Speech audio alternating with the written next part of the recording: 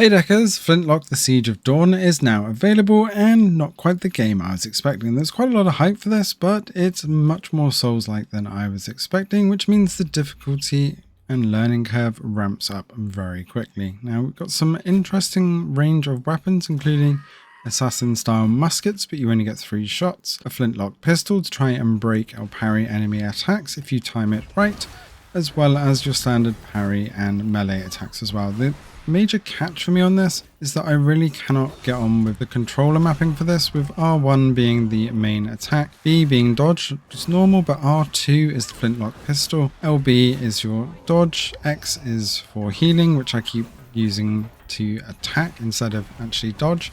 But the parry mechanics and the timing is just really hard to master.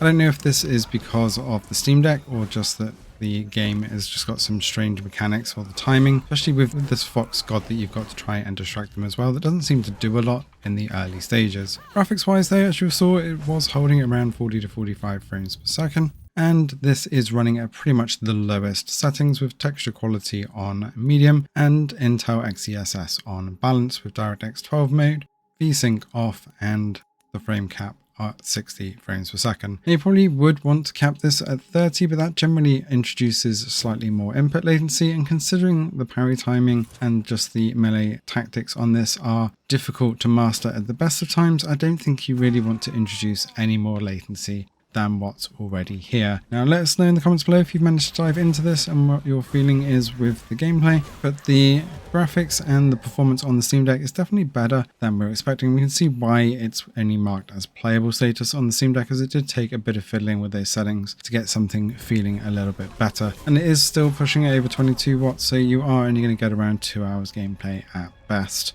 I'll leave you with a bit more of the gameplay without me talking, so you can get a better feel for the combat and how much I suck at Souls-like games. Thanks for watching, and see you in the next one.